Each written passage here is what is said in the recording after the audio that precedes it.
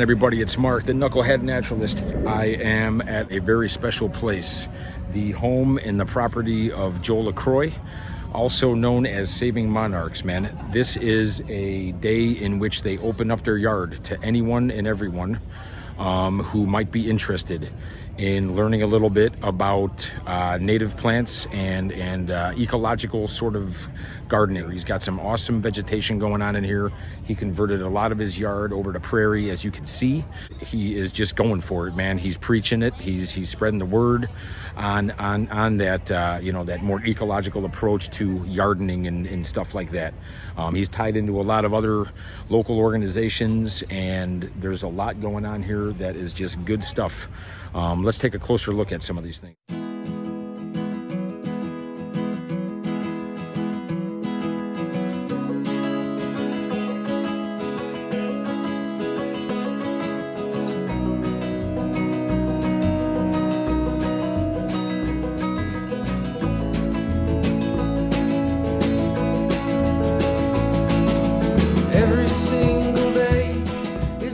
This is Joel LaCroix from Saving Monarchs. This is his incredible botanical utopia he has in his backyard. We're going to walk around back here and kind of see what's what. Joel, why don't you give us just a quick kind of a synopsis of what you got going on here? Basically, I started in 2005. So we've been doing this for 20 years. And, I started with a little pond and my first milkweed. I saw the connection between the caterpillar with the milkweed.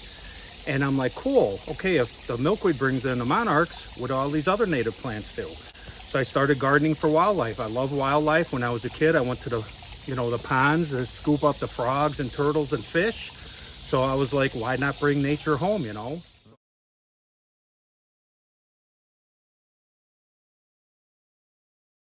I feel like the animals have no voice, so, we got to help them these days because, they're just in hard times. We keep knocking down their habitats, and then people freak out when they have a coyote in their yard. That ain't right. It's like these animals were here before us, so we have to respect them. It's all an ecosystem. We learned that in school.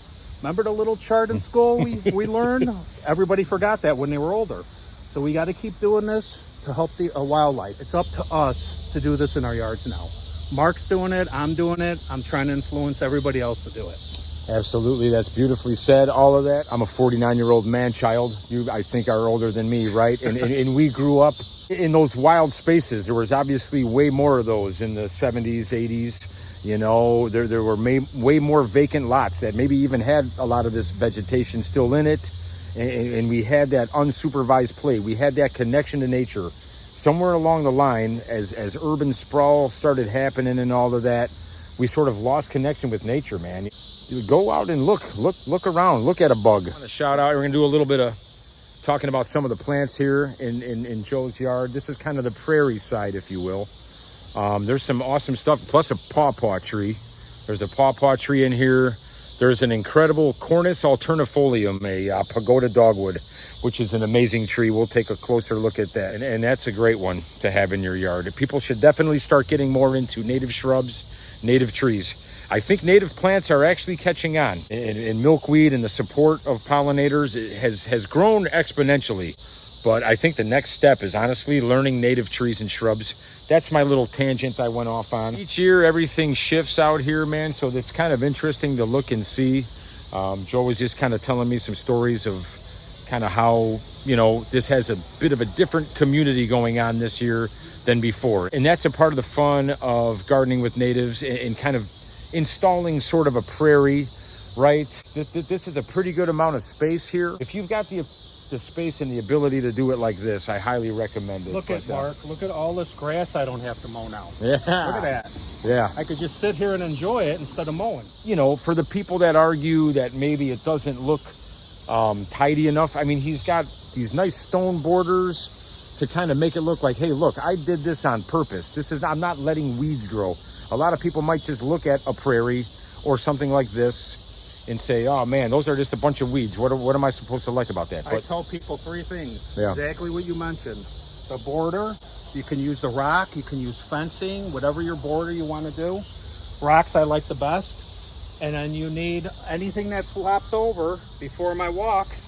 If this plant was flopping on the grass, I would trim that and you make a nice flower vase out of it if it's blooming. There you go. And then the third thing is signage. Very important, because the signage shows your neighbors that you're trying to do something important in your yard. That's a fantastic idea. And that's one of Joe's claim to fame here is his signs, man. You make signs, don't you? We make signs. Yeah. National Wildlife Federation, Monarch Watch, Conservation Foundation, who does wonderful work in the area. There's so many signs you can purchase. For sure. If everybody's just kind of, doing a little bit of planting some of these keystone natives, and you put yourself on that map, you're connecting the corridors. You're defragmenting our incredibly fragmented ecosystem. Anyways, so yeah, this looks awesome at this time of day, man, at this kind of dusky time of day. We're going to talk a little bit about some of this real quick for the hell of it. I would not be the Knucklehead Naturalist if I didn't start geeking out over some plants, right? So obviously he's got tons of common milkweed in here, right? The Asclepias syriaca, and he's looking for monarch eggs as we speak. Yeah, I haven't found any eggs recently. I've had a lot of males in my yard. Now, there's a lot of yellow going on out in the prairies and in Joe's yard. This is Ratibida pinnata, gray-headed coneflower. This is a good one. This is kind of a prairie stalwart. In the fall, you crush these seed heads and they smell amazing, and they're super easy to kind of propagate from seed. Is this false sunflower? False sunflower, which is Heliopsis helianthoides. I told you I was rusty on my scientific. I might be wrong on that too. It's not It's in that family, right? I believe it's Heliopsis helianthoides, which would be false sunflower. That's why helianthoides is in it. Anyways, botanical Latin is super fun, as you can see. It's my favorite thing. False sunflower, Heliopsis helianthoides. I got it. Very good, Mark. Yes, finally. I've graduated from knucklehead to just idiot ass or something. Anyways, you've got a real nice, almost plays like a specimen plant inside the prairie here of Liatris spicata, which I believe is that the prairie blazing star or marsh blazing star. I'm not sure what the common name. Prairie, and the monarchs love it. Monarchs love it. Monarchs love it. Joe loves it. Everyone loves it, man. Oh, here we go. The bee on the culver's rut. We got a bee on a culver's rut, which is Veronicastrum virginicum. That's an awesome one for kind of a moist soil, kind of a low spot with that beautiful candelabra inflorescence. But the bumblebees love it.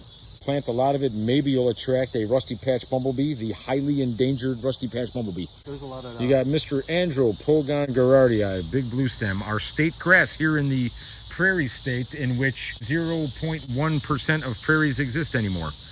But this right here is, I'm a sucker for grasses, for our native grasses, our tall grass. This is a member of the tall grass prairie right there. That's big blue stem, looking amazing. So that's good there. What else? You've got the mighty compass plant. Every prairie needs one. Silphium laciniatum, which is a sunflower-like bloom. It's in the sunflower family. What I like about compass plant are those incredibly ornate, deeply lobed leaves, and they're real scabrous and rough. Spectacular. They're awesome, man. These will grow on the roadside, but they will get mowed down a couple times a year. I always hate seeing that when I'm driving on a highway. The one thing about the compass plant is there's some of the native roots that go the deepest, because Pat Armstrong, who's basically famous for native plants in this area, said they would have bulldozers come through and they would still keep popping up because the roots go down 20 feet. There we go. This is ironweed. Is this? We got a lot of ironweed. Ironweed's amazing, man. I love the way those upper leaves kind of give it sort of a regal look, man, kind of surrounding the flower. I keep saying pollinator magnet. Pollinator magnet. But again, I keep saying that with all the plants because they're native. Most natives are pollinator magnets. Absolutely. You know what? That's funny. Thanks for saying that. Pollinator magnet is often used and probably misused by the nursery industry. I love how you've got the old stump in there. Clearly habitat, right, for solitary bees? Yeah, I leave the log stumps in there because, again, it's habitat for insects, the solitary bees, and I saw the woodpecker on that the other day. He's feeding off insects. Birds are going to go on that. So here we are. What we're about to do now is be privy to an awesome moment here where Joe is going to release a monarch. Joe, give us a little insight on some of this here. Okay, they lay the eggs. The eggs hatch 3 to 5 days later, and then they're in caterpillar form for about 10 days. And then again, after caterpillar form, they're at a chrysalis for like, 8 to 12 days, depending on temperature. So the whole process from egg to adult is about a month. And so when I see the egg, say the egg was here, I'll take this and I'll stick it in a shot glass and clamp it. I'll bend that leaf over, clamp it, so this way this leaf stays hydrated. And when the caterpillar emerges, then I take this leaf where the caterpillar is, rip this, just like this, and then I get a vase full. You can see there's a vase in here where I get a fresh cut milkweed, put it in a vase. And I take the leaf, and so I got the fresh cut vase, and then the caterpillar stays on this leaf, and then I would place it like right here on the fresh cut vase, and then it would crawl off the leaf onto the fresh cut vase. And then when the milkweeds get spent, caterpillars eat it up, I replace it with fresh milkweed.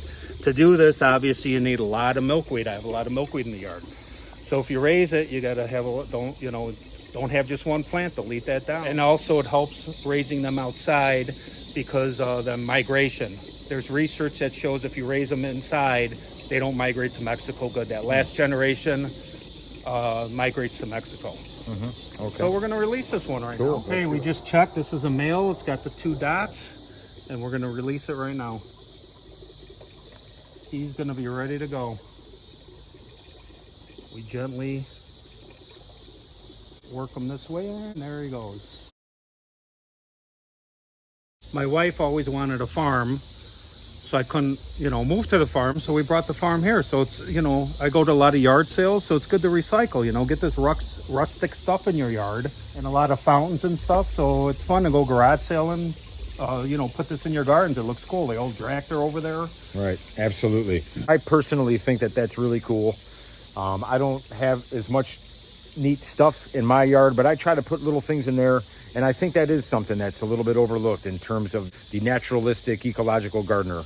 It's okay to have fun. That's still okay. We're gardening for wildlife, but it's still okay to garden for yourself. And then you got the same sort of, meandering sort of, garden bed lines with the rocks, inviting, the eye in or the people, whatever. Right. I'm sure Joe's the kind of guy, if some stranger walked in and wanted to start talking plants, he would. Some stranger like me, when I wander into his yard. And he's welcome in the yard. I guess on that note, we probably will cap it. I could sit here going geeky over these plants all night and looking for bugs and cool bees and stuff. I can't thank Joe enough. I'm kind of holding this with the wrong hand here. We'll do this. Okay, you're good. All right, there's the handshake. This was awesome. Follow the Knucklehead Naturalist Instagram, right? Yeah. He's a good guy. Yeah, thanks. It's just kind of. I just, what? And to that point, I'm just someone that kind of fell in love with it like you, right? You get more and more kind of enamored. I really fell in love with the plants and the kind of the morphology of the plants. There's a lot to learn there, man. I know about this much, and it's never ending. It's never ending, and it's fun, and it's amazing, and it's a journey, just like any other gardening back in the day. The same type of gardening your grandparents did. We're just doing it a little bit more ecologically friendly. But to Joe's point earlier, enjoy it. Take the time to enjoy it. Soak it in. Each year's different. Learn this stuff. Love it. Hopefully this was inspiring, and we'll talk to you later.